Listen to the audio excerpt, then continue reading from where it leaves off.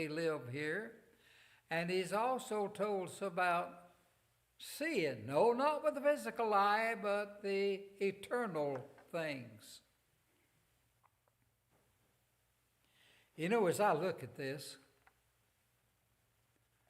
have you ever been homesick along the way? You've been somewhere, no doubt, and oh, how you wish you were back home. Homesick. You're away. Someone says, oh, well, Thanksgiving coming up.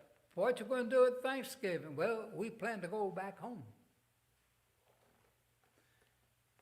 If mom and dad or either one of them are still there, they're still at home. And as I look at this, I see that Brother Paul is homesick. You know, he's the only one I ever read that was caught up and looked inside the eternal being up there and listened. What an experience that must have been. And the Lord brought him back to finish his ministry. But I call this simply homesick for heaven. You know, Paul desired to go. Notice in verse 2 again of 5, for in this we groan earnestly. You've been in the hospital or a nursing home, or even perhaps in your own home, you heard someone groan. We say, what is it? What is it? It's unspoken words, but something inwardly is happening. Something inwardly is happening. We groan earnestly, he said, desiring to be clothed upon, that is, for that glorified body. Earnestly desired. How many of you ever been homesick? Don't all stand up at the same time. Most of us perhaps could give a ringing testimony of being away and desiring to go back home. Go back home. There's no place like home, is there? No place like home. But as Paul looks at this, he realistically faced the present, but focused on the future. That's why he used the word temporal and eternal there in verse 18. We look not at the things which are seen, that is, the physical eye looking at the temporal things of life. But that word know there, or rather, it's the word look in verse 18. No, there's none of you remember your school days, elementary days, when you heard the school teacher say, hey, y'all, pay attention now.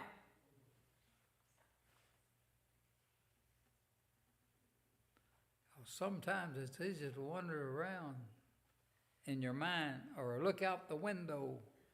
Teacher knows that. So we hear those words, hey, pay attention. Pay attention.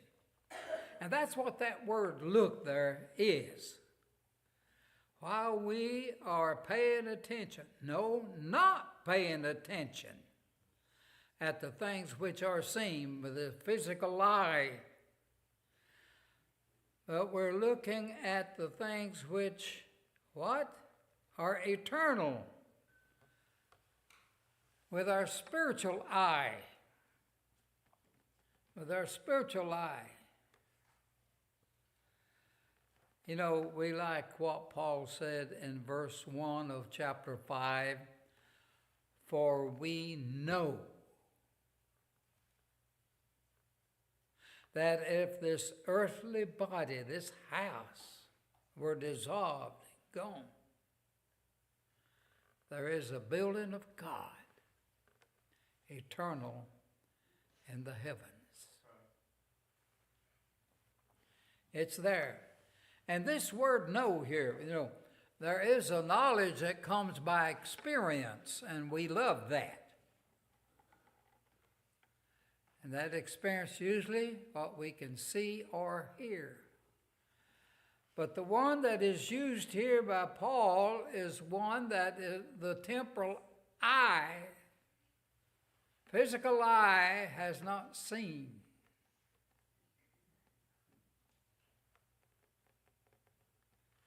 Okay, someone said, how do you know you're saved? You say, well, I had the experience.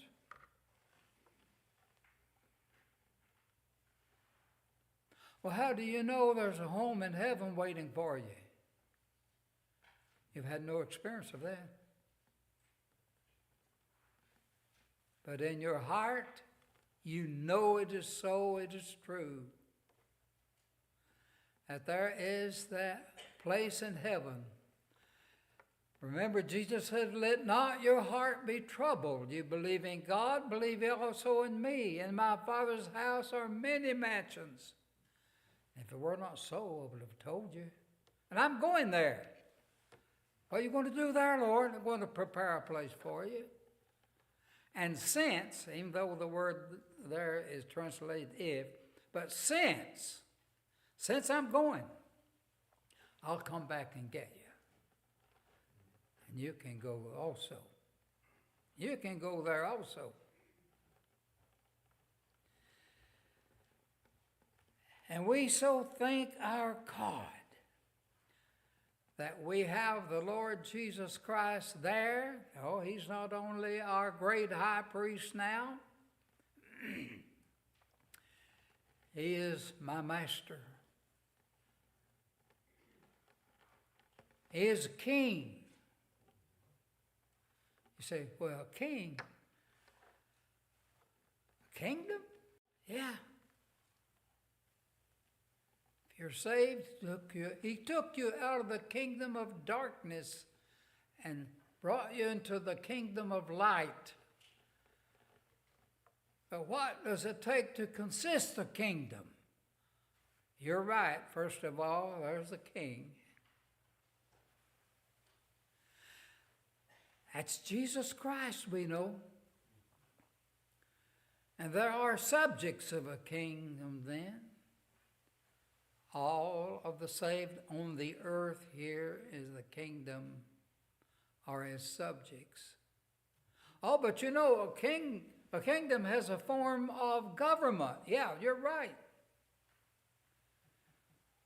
And you found it, Matthew chapter 5, 6, and 7, the form of his government. Then there's a scope of rulership in there. And wherever God has saved sinners, that's the scope of his rulership in the kingdom of light. The kingdom of darkness is ever around us. The devil, who is the chief of that, and his demons are out, and they are hard at work, and they are seemingly accomplishing a lot of things nowadays in our society.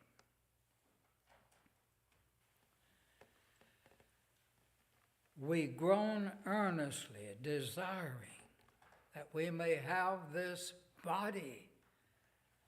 We know it to be called the glorified body. Yes. It is eternal. Eternal. Yes, eternal in the heavens, the end of verse 1. It's a permanent quality. There'll be no changing for us then, will there? You know, Jesus Christ. You like to read about Stephen. Oh, no, you don't either. He spoke truth to the Jews, and they stoned him to death. Oh, yeah, you do remember. He got on his knees, he prayed. He saw Jesus standing up there to welcome him home. Indeed, he did, to welcome him home. Yes, Paul's homesickness, it's an unexpressed feeling usually of sorrow some kind, with the trials and the pains and the afflictions that's going on. And indeed, Brother Paul was experiencing many of those things. And perhaps you of late have experienced some things that are painful, some afflictions. But wait a minute now. You're right. We don't want to get negative about it. There's enough of that in the world without us doing that. Well, why? Isaiah 26:3. I will keep that one in perfect peace whose mind is stayed on me.